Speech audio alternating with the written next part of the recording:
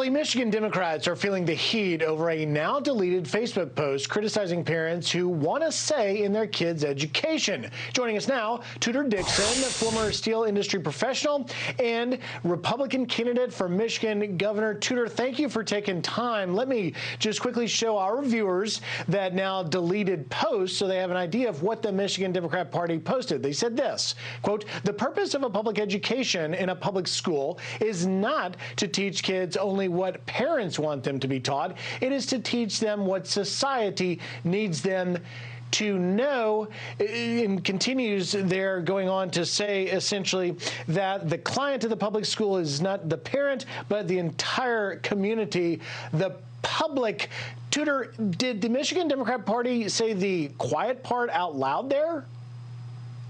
Absolutely. And as a parent myself, this breaks my heart to think that they don't want me to know what's happening in our school. And the reason they're saying this is because parents have seen in the last 2 years what's happening in schools, and they simply don't like this. But if you look across the country, Democrats across the country have this mantra that we're going to keep parents out of school. And now we're seeing it in Michigan.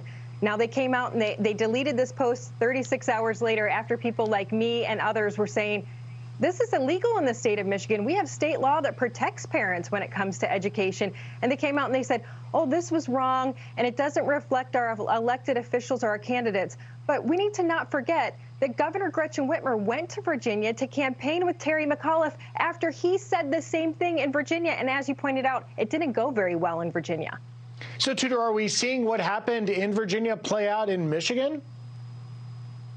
Yes, we are, and we are calling on the schools to be transparent. We want parents to be able to know what's happening in their schools. We've released our Parents' Right to Know Act, which means there should be transparency because we're seeing things across the state that are very upsetting to parents. You see books in the classroom that are pornographic. We had this 21-day equity challenge in Michigan in December in one of our schools, and they're teaching children that saying the land of opportunity is a microaggression. One of the lessons was to teach children what microaggressions are. Griff, when I was in high school, teachers were telling us words can't hurt you. Now we've changed over to teachers telling us these are the words that can hurt you. Parents don't want this in their schools.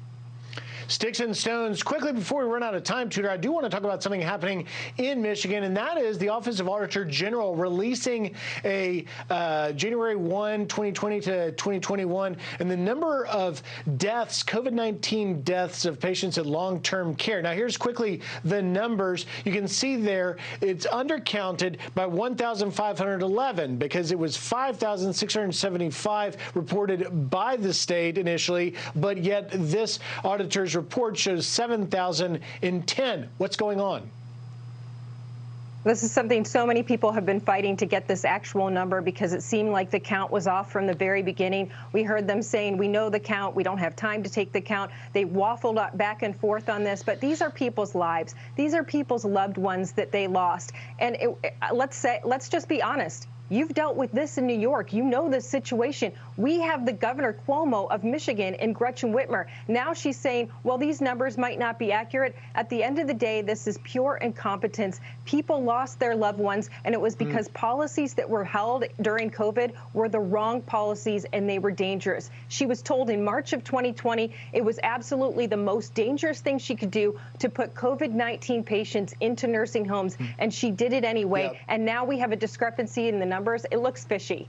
And the governor's press secretary explaining it away, saying that the auditor's office had a different way of doing it. I don't know. We'll see if we hear a lot more about it. It certainly was a big issue in New York, and looks like it's going to be in Michigan. Tudor Dixon, thank you for taking time. Have a great Wednesday.